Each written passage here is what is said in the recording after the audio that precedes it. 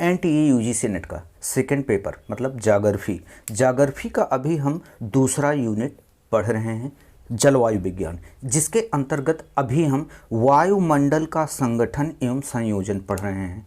इसके अंतर्गत एक वीडियो हमने आपको प्रोवाइड किया था, जिसके आगे आज हम लेकर के आगे बढ़ेंगे।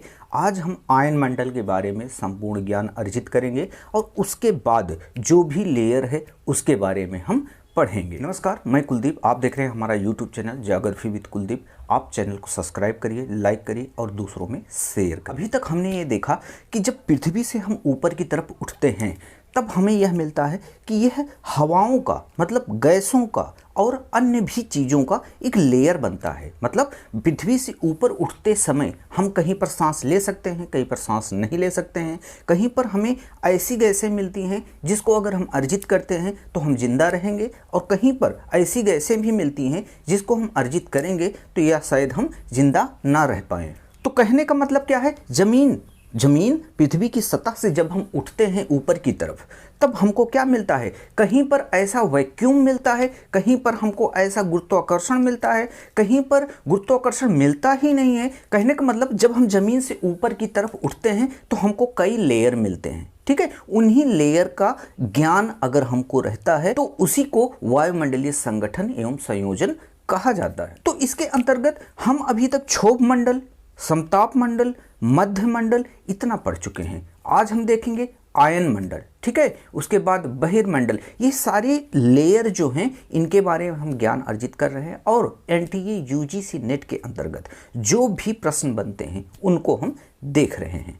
चलिए देखते हैं यह आयन मंडल आखिरकार है। देखिए, हम जैसे जैसे पृथ्वी, मान लीजिए पृथ्वी की सतह है, ठीक है, इसके ऊपर जैसे जैसे जाते हैं क्षोभ मंडल, समताप मंडल, मध्य मंडल, फिर किसकी बारी आती है, आयन मंडल की, ठीक है। यह तीनों लेयर हम पढ़ चुके थे। अब यहां पर हम देखेंगे आयन मंडल के बारे में।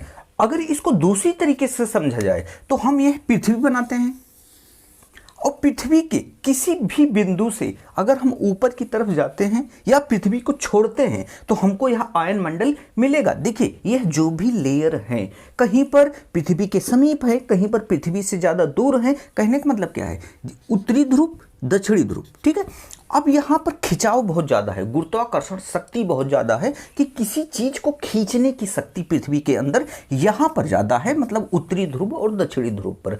तो श्योर है कि मतलब अगर यहाँ पर कोई गैस है और यही गैस यहाँ पर देखी जाए तो यह दूर पर रहेगी, यह नज़दीक पर रहेगी। कहने का मतलब क्या है, जो ये गैसीय भंडार है पृथ्वी के ऊपर तो वह कहीं पर पृथ्वी के सतह के नज़दीक, कहीं पर दूर। मतलब नज़दीक कहाँ रहेगी, जहाँ पर खिंचाव ज़्यादा होगा, मतलब उत्तरी ध्रुव और दक्षिणी ध्रुव, और दूर पर कहाँ रहेंगी, विषुवत रेखा के थ्रू, ठीक है। जहाँ पर विषुवत रेखा रहेगी वहाँ पर खिंचाव बहुत कम है, जिसकी वजह से यह लेयर बहुत ऊंचाई पर हमें मिलेगी या ऊंचाई तक मिलेगी, ठीक है। अब देखिए, यहाँ पर नज़दीक, यहाँ पर दूर, ठीक है। तो कहने का मतलब इसी तरीके से हम यह देखते हैं कि कहीं पर जो सैटेलाइट सेट रहते हैं, कहीं पर 400 किलोमीटर, कहीं 900 किलोमीटर, कहीं 36,000 किलोमीटर। कहने का मतलब क्या है, यह IRS, ठीक है, और ये इनसेट, ये सब जो स्थापित होते हैं तो यह इन्हीं लेयर मतलब इन्हीं खिंचाव, इन्हीं गुरुत्वाकर्षण के आगोश में रहते हैं। तो इसी तरीके से ये देखिए, दूसरी लेयर, तीसरी लेयर, चौथी लेयर, समझ में आ रही है बातें। पृथ्वी के चारों तरफ एक लेयर है, ठीक है।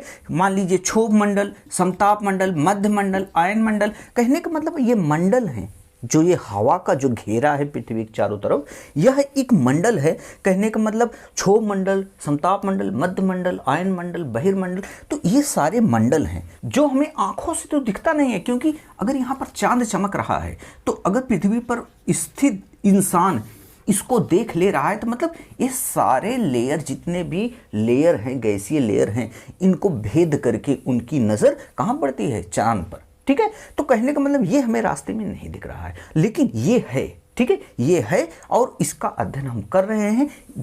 इसी के अध्ययन को हम कहते हैं कि वायुमंडलीय संगठन एवं संयोजन। देखिए, जैसे हम पृथ्वी से ऊपर की तरफ जाते हैं, बाकी सब में जितनी भी लेयर हैं मान लीजिए यहाँ पर वो विद्यमान है, ठीक है। हम आयन मंडल को पढ़ने जा रहे हैं। आयन मंडल मान लीजिए हमारा ये है, ठीक है, हम इसको पढ़ने जा रहे हैं, इसको पढ़ चुके हैं। अब यहाँ से जब यहाँ तक हम जाते हैं हमको क्या मिलता है, 80 से लेकर के लगभग 400 किलोमीटर की ऊंचाई पर हमारा आयन मंडल विद्यमान है। इसे आखिरकार आयन मंडल क्यों कहा जाता है, इसको हम जानेंगे कि इसे आयन मंडल कहा क्यों जाता है। देखिए, पृथ्वी की सतह से कुछ मात्रा में ऑक्सीजन और नाइट्रोजन, इसके जो तत्व होते हैं वह आयन मंडल में चले जाते हैं। तो सूर्य से कुछ रेज निकलती हैं, मतलब एक्स और गामा, ठीक है। अब यहां पर जब आते हैं तो इस पर बम्बार्डमेंट करते हैं, कहने का मतलब इससे टकराते हैं, ठीक है। इससे जब टकराएंगे तो यह मतलब कि आयनित अवस्था में हो जाएगा, मतलब यहां इलेक्ट्रॉन को विखंडित कर देते हैं। मतलब जो भी यहां पर नाइट्रोजन ऑक्सीजन के कण हैं तो इसके इलेक्ट्रॉन को यह एक्स और गामा किरण विखंडित कर देते हैं और यह बिखर जाते हैं, ठीक है। इसी को कहते हैं आयनित अवस्था, मतलब इसी को कहते हैं आयनीकरण, ठीक है। इसलिए इसको आयन मंडल कहा जाता है। देखिए, दिन के समय, ठीक है, दिन के समय यह प्रक्रिया देखी जाती है, रात के समय नहीं देखी जाती है। रात के समय यह लेयर सिकुड़ करके और कम हो जाती है और दिन के समय आयनित अवस्था जब होती है तो यह जब फैलता है तो इसकी ऊंचाई, इसकी चौड़ाई और हो जाती है। इसलिए आयन मंडल को ऐसा कहा जाता है कि रात्रि के समय यह कम हो जाता है और दिन के समय आयन मंडल फैल जाता है। आखिरकार दिन के ही समय तो बम्बार्डमेंट होगा एक्स और वाई रेस का, ठीक है, रात के समय तो होगा नहीं, क्योंकि पृथ्वी पर एक साइड में तो हमेशा बम्बार्डमेंट होगा ही एक्स वाई का, क्योंकि एक साइड में कभी न कभी सूर्य की किरणें पड़ेंगी और एक साइड में अंधेरा ही रहेगा, ठीक है। लेकिन जहां पड़ेगा वहां पर बम्बार्डमेंट होगा। इसकी सिधाई पर अगर आयन मंडल विद्यमान है सूर्य के तो यहां पर क्या होगा, यहां पर आयन मंडल ज्यादा होगा जबकि यहां पर कम होगा, ठीक है, क्योंकि यहां रात्रि का समय है, ठीक है, यहां रात्रि का समय है तो जिसकी वजह से यहां पर बम्बार्डमेंट होगा, यहां पर नहीं होगा। इसलिए यह भी कहा जा सकता है कि हमारे इन्वायरमेंट में आयन मंडल हर एक वक्त एक तरफ क्या रहता है, ज्यादा रहता है, एक तरफ कम भी रहता है। और यही परत, कौन सी परत, ये जो आयन मंडल है यहां से लॉन्ग, शॉर्ट और मीडियम वेव को यहां से परिवर्तित कर देती है, जिस वजह से हमें संभव हो पाता है रेडियो सुनना, ठीक है। ये जो दूर संचार वाली चीजें हैं यहीं से केंद्रित हो जाती हैं। लेकिन ये सब प्रक्रियाएं कई मतलब परत के रूप में हमें देखने को मिलती हैं। कहने मतलब आयन मंडल के कुछ उपभाग हैं, जैसे डी परत, ई परत, एफ परत, ठीक है, जी परत। चलिए इसके उप परत के बारे में हम थोड़ा सा जानते हैं कि कौन सी परत किसके लिए जिम्मेदार है। देखिए, अगर हम गौर से देखते हैं तो ये हमारी पृथ्वी है, ठीक है। पृथ्वी का मान लीजिए उत्तरी ध्रुव है, ठीक है, उत्तरी ध्रुव। अगर हम यहां से कोई तरंग छोड़ते हैं तो लॉन्ग वेव जो होगी, ठीक है, लॉन्ग वेव जो होगी वह डी लेयर, ठीक है, डी लेयर से रिटर्न हो जाएगी पृथ्वी पर। कहने का मतलब क्या है, अगर हम कोई ऐसा तरंग छोड़ते हैं, ठीक है, आवाज की कोई ऐसी तरंग छोड़ते हैं जो कि लॉन्ग वेव में है तो यहां से जाएगी और फिर रिटर्न होकर पृथ्वी पर चली आएगी, ठीक है। और अगर कोई तरंग छोड़ते हैं उसका सिर्फ लॉन्ग वेव वह रिटर्न करेगी और शॉर्ट वेव क्या करेगी, ऊपर की तरफ, मीडियम वेव क्या करेगी, ऊपर की तरफ छोड़ देगी, यह ऊपर की तरफ चली जाएगी, ठीक है। लेकिन यहाँ E1, ठीक है, E1 है, इसको भी उपभागों में विभाजित कर दिया गया है। E1 मीडियम वेव को नीचे कर देगी, यह E1 मीडियम वेव को भी नीचे कर देगी। उसके बाद क्या हम देखते हैं कि जो भी शॉर्ट वेव है, ठीक है, जो अब देखिए मीडियम वेव केवल मीडियम को ही रिटर्न करेगी, शॉर्ट वेव को यह भी छोड़ देगी लेयर। अब देखिए यहां से जब और ऊपर गया तो यहां पर ऐसा देखने को मिलता है E2 और F1 और 2 के बॉर्डर पे आकर के, ठीक है, बॉर्डर पे आकर के यह जो शॉर्ट वेव है यहां से लौटेगी, ठीक है, यहां से लौट जाएगी। तो F1 F2 शॉर्ट वेव को रिटर्न करते हैं, प्लस E2 के बॉर्डर से शॉर्ट वेव रिटर्न हो जाती है। तो इसके बाद क्या होता है, यह इसका काम खत्म हो जाता है या और ऊपर नहीं जा पाती है। जितने भी अगर आप रेडियो बजाए होंगे तो ठीक है, शॉर्ट वेव, मीडियम वेव और बहुत सारे एफएम, ये सारे उसमें बैंड रहते हैं। ठीक है, तो यहाँ शॉर्ट वेव, मीडियम वेव यही सब हैं कि यहाँ से जो भी होते हैं तरंगे यहीं से रिटर्न होती हैं। डी लेयर से लॉन्ग वेव रिटर्न होती है, E1 से मीडियम वेव रिटर्न होती है। ऐसा भी मतलब कि आप देखे होंगे कहीं किसी बुक में कि E से क्या होता है, रिटर्न होता है मीडियम वेव। ठीक है, लेकिन नहीं, E1 डिवाइड कर दिया गया है, E1 से मीडियम वेव, E2 और F1 N2 से शॉर्ट वेव इसके बॉर्डर से रिटर्न हो जाती है। एकदम एक्चुअल फैक्ट हम बता रहे हैं आपको, ऐसा ही होता है। इसके आगे अगर कुछ भी हो तो आप निशान अच्छे से लगा सकते हैं कि सही कौन सा है। ठीक है, इसलिए हम एक्चुअल में बता दे रहे हैं है क्या है। तो उसके बाद जी लेयर क्या है, फोटोनोस्फेयर, मतलब यहाँ से अरोरा लाइट डिसाइड होती है। कहने का मतलब क्या है, आयन मंडल में जो आयनित अवस्था होती है, कहने का मतलब क्या है, सूर्य का प्रकाश जब यहाँ पर आकर बम्बार्डमेंट करता है तो यह जी लेयर ही संभालती है और यहाँ पर एक धमाका होता है, मतलब एक लाइट होती है, टकराहट होती है। तो यहाँ पर क्या है, अरोरा लाइट। अरोरा लाइट क्या होता है, अगर आप यूट्यूब पर सर्च करते हैं अरोरा लाइट क्या है तो आपको नजर आएगा क्या, उत्तरी ध्रुव दक्षिणी ध्रुव के पास आकाश में फुलझड़ी नुमा जो रंग बिरंगे रात को 12 बजे, ये मतलब भारत क्या, रात को आपको फुलझड़ी नुमा एक लाइट नजर आएगी, बहुत खूबसूरत, पूरे आसमान में। समझा जाता है कि वहां पर एकदम सूरज उगने वाला है। ठीक है, ऐसा होता है। आप सर्च जरूर करिएगा यूट्यूब पर कि अरोरा लाइट्स, तो वहां पर आपको दिखाएगा कि किस तरीके से वहां पर रोशनी होती है। अरोरा लाइट यहीं से डिसाइड होती है, फोटोस्फीयर से, क्योंकि यहीं पर एक्स और वाई रेज, सूर्य से निकलने वाली जो भी रेज होती हैं यहीं पर बम्बार्डमेंट करती हैं और यहीं से वो लाइट उत्पन्न होती है। अब यह समझ लीजिए, यह लाइट अगर यह लेयर ना होती या यह प्रोसेस ना होता तो हमारी पृथ्वी पर आती और यहाँ पर सारे दूर संचार के जितने भी सिस्टम है सब ध्वस्त हो जाते। ठीक है, और यहाँ पर समझ लीजिए जनजीवन भी ना होता, वह इतना ज़्यादा मतलब खतरनाक रेज होती है। कहने का मतलब सूर्य के प्रकाश, जो सूर्य का प्रकाश है, वहां पर जब सौर ज्वाला आता है, सौर ज्वाला क्या होता है हम पढ़ाएंगे, लेकिन वहां पर सूर्य से निकलने वाली जो भी किरणें होती हैं, जब सूर्य का साथ छोड़ करके आगे बढ़ जाती हैं तो वह कहाँ चली जाती हैं, कुछ अंतरिक्ष में चली जाती हैं, कुछ इधर उधर चली जाती हैं। लेकिन पृथ्वी का भी एक गुरुत्वाकर्षण है, कुछ पृथ्वी की तरफ खींची चली जाती हैं। ठीक है, लेकिन होता क्या है, जैसे ये पृथ्वी है, ठीक है, पृथ्वी के चारों तरफ चुंबकत्व है। ठीक है, यहां देखिए ये चुंबकत्व है। तो यहां पर होता क्या है कि जब लाइट्स आती है, मान लीजिए सूर्य है, लाइट्स आती है तो ये चुंबकत्व, जब ये लाइट्स आती हैं तो यहां पर प्लस, यहां पर प्लस। ठीक है, चुंबक हमेशा माइनस और प्लस से चिपकता है, लेकिन यहाँ पर क्या है, पॉजिटिव पॉजिटिव या नेगेटिव नेगेटिव पड़ जाता है। तो यहाँ से ये लाइट्स क्या होती हैं, यहाँ यहीं पर टकरा करके यहीं पर चमकीला रंग बिरंगा एक माहौल क्रिएट कर देते हैं। ठीक है, जो कि दिन और रात हमेशा होता रहता है। कहने का मतलब दिन में भी सूरज अपना प्रकाश तो देगा ही, रात में तो देगा ही। कहने का मतलब रात होती ही नहीं है, सच पूछिए, ये तो एक परछाई है। ठीक है, एक परछाई है कि सूरज के सामने आ जाइए, दिन हो जाए, पीछे चले जाइए, रात हो जाए। तो कहने का मतलब सूरज तो हमेशा है, प्रकाश दे रहा है, और उत्तरी ध्रुव और दक्षिणी ध्रुव से मतलब ही क्या है, तो यह तो हमेशा आएगा ही और यहाँ पर हमेशा चमकेगा ही। देखिए, खिंचाव ज़्यादा गुरुत्वाकर्षण कहाँ है, ध्रुवों पर।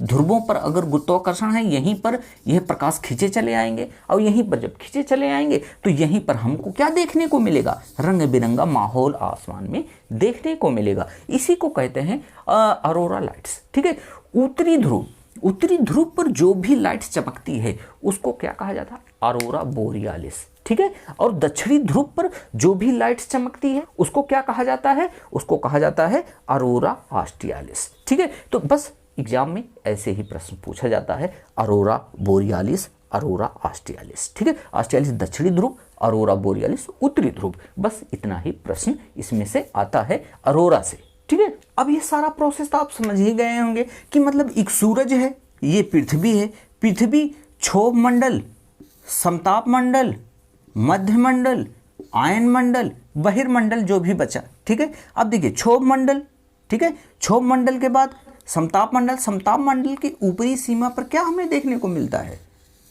एक लेयर देखने को मिलती है जिसे क्या कहा जाता है, ओजोन परत। ठीक है, अब देखिए यहां पर क्या है, आयन मंडल। आयन मंडल की सबसे ऊपरी सीमा जी, ठीक है, जी है।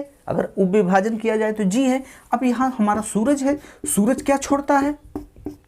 खतरनाक किरणें भी छोड़ता है। यहाँ अगर प्रकाश आया तो प्रकाश आने पर सबसे पहले उसका सामना आयन मंडल से होगा।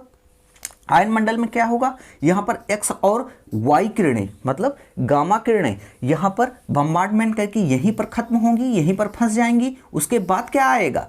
अब क्या बची? अल्ट्रावायलेट किरणें। ठीक है, एक्स और वाई तो यहीं पर खत्म हो गया, जो हानिकारक था यहीं पर खत्म हो गया। अब बची हैं अल्ट्रावायलेट किरणें। अब देखिए इससे भी हमें खतरा रहता है, तो यहाँ पर आई ओजोन परत इनसे निपटारा कर दी। ठीक है, अल्ट्रावायलेट किरणें भी यहाँ पर खत्म हो गई। उसके बाद क्या बचा? विबग्योर। ठीक है, रंग बिरंगे जो भी इंद्रधनुष को क्रिएट करते हैं वो रंग केवल 7 बचे। अब वही 7 रंग हमारे इन्वायरमेंट में आए और हमारे इन्वायरमेंट में पत्तियाँ, वृक्ष, हम मनुष्य ये सब ग्रहण करते रहते हैं। ठीक है, इन्हीं से हमें फायदा होता है। अब देखिए कभी सूरज नीचे मतलब शाम और कभी सूरज सुबह। सुबह हुआ क्या हो गया? नारंगी प्रकाश। शाम को क्या हुआ? नारंगी प्रकाश। कहने का मतलब लाल और नारंगी, लाल और नारंगी। कहने का मतलब क्या है? सुबह और शाम ही केवल हमें लाल प्रकाश ही क्यों देखने को मिलता है? ये सब हम आगे पढ़ाएंगे जीएस वाले पार्ट में अपने। लेकिन फिर भी इतना समझिए, यहाँ से जो भी किरणें निकलती हैं एक्स और वाई यहाँ समाप्त हो जाएंगी और यहाँ पर अल्ट्रावायलेट किरणें यहाँ पर समाप्त, तो ओजोन परत भी समाप्त हो जाएंगी। उसके बाद विबग्योर मतलब 7 रंग बचे जो कि हमारी पृथ्वी ग्रहण करती रहती है। इस तरीके से हम देखते हैं ये पूरा हम क्या बनाए हैं? ये पूरा आयन मंडल बनाए हैं। ठीक है, आयन मंडल को आप समझ लीजिए, यहाँ शॉर्ट वेव, यहाँ मीडियम वेव, यहाँ लॉन्ग वेव और यह अरोरा लाइट्स के जिम्मेदार है। बस इतना सा प्रश्न आता है, इसको अच्छे से स्क्रीनशॉट लीजिए, अच्छे से इसको समझ लीजिए और बस इतने से ही आता है, बहुत ज़्यादा इसमें पढ़ना नहीं है। देखिए अब हम पढ़ेंगे बहिर्मंडल। ठीक है, बहिर्मंडल क्या है? 400 किलोमीटर से लेकर के 1000 किलोमीटर की ऊंचाई पर यह प्राप्त होता है, यह परत हमें। अब देखिए इस परत में IRS, ठीक है, कहने का मतलब ऐसी सैटेलाइट स्थापित की जाती हैं जो कि पोलर मतलब कि ध्रुवों का चक्कर लगाती हैं। ठीक है, अब कहने का मतलब क्या है? जो भी सुविधाएं प्रदान होती हैं वह किसके थ्रू? पोलर के थ्रू। मान लीजिए ये पृथ्वी है, ठीक है, यहाँ पर पोल है, तो जो भी सैटेलाइट 400 से 1000 किलोमीटर के अंतर्गत जब टांगी जाती हैं हमारे आसमान में, तो इसी मंडल में टांगी जाती हैं और यह क्या है? यहाँ से चक्कर लगाता है पोलर चारों तरफ पृथ्वी के ऐसे ही। ठीक है, अब देखिए अब यहाँ पर नहीं, इनसेट कहाँ स्थापित किए जाते हैं? हमेशा इस पर जो इसका चक्कर लगाती है, पृथ्वी की विषुवत रेखा का जो चक्कर लगाते हैं उसे इनसेट कहते हैं। अब यह और ऊंचाई पर होगा, लेकिन अभी आप देख लीजिए इसके अंतर्गत IRS ऐसी सैटेलाइट स्थापित की जाती हैं जो कि ध्रुवों का चक्कर लगाती हैं। ठीक है, उसके बाद एक लेयर और आती है मैग्नेटोस्फीयर। ठीक है, चुंबकत्व मंडल। चुंबकत्व मंडल क्या है भला? यह हमारे इन्वायरमेंट में 1000 किलोमीटर से लेकर के 36,000 किलोमीटर की ऊंचाई पर यह विद्यमान है। इस परत की ऊपरी सीमा को जियो स्टेशनरी फेस कहा जाता है। कहने का मतलब वहां पर ऐसे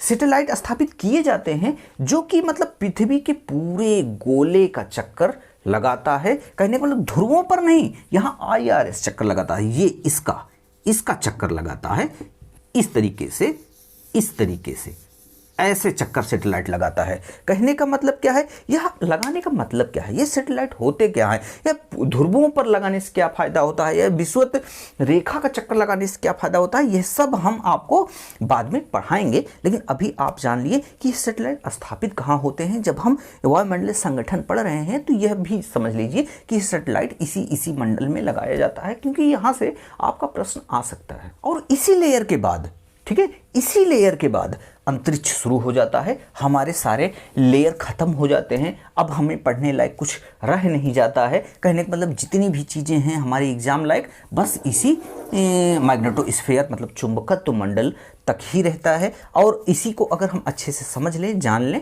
तो हमारा एग्जाम बहुत ही आसानी से क्रैक हो सकता है।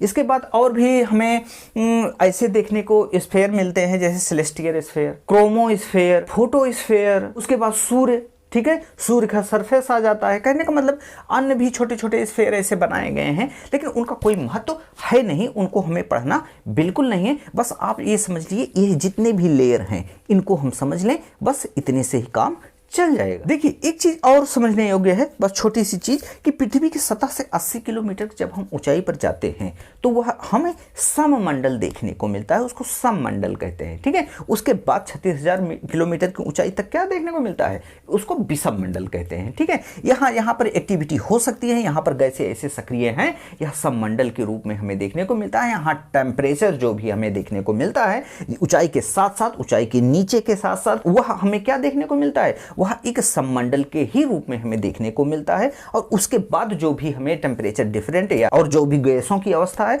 वहां हमें विषम मंडल देखने को मिल जाता है। देखिए यह सारी चीजें हम अपने मतलब कि जीएस वाले पार्ट में और भी विस्तृत तरीके से आपको समझाएंगे, लेकिन चूंकि यहाँ पर एग्जाम में कहाँ से प्रश्न केवल आते हैं, हमें यही पढ़ना है, तो इस तरीके से हम एक अच्छे तरीके से इसको आपको समझा दिए हैं कि वायुमंडल का संगठन एवं संयोजन, तो किस तरीके से आप यहाँ के प्रश्न उठा सकते हैं, पुटअप कर सकते हैं। और भी जितने भी छोटे छोटे प्रश्न हैं आप पिछले 10 साल का पेपर हल करते रहिए, वहां से जो भी प्रश्न बनते हैं आप इसी में ऐड करते रहिए। लेकिन यहां पर जो भी एक्चुअल में हमें समझना कैसे है, पढ़ना कैसे है, यह आप समझ गए होंगे बहुत अच्छे तरीके से। अगला मतलब टॉपिक ही है सूर्य तप। ठीक है, सूर्य तप जो है उसको अगले वीडियो में हम कंप्लीट करेंगे, लेकिन यह टॉपिक पूरी तरीके से आपका खत्म हो चुका है।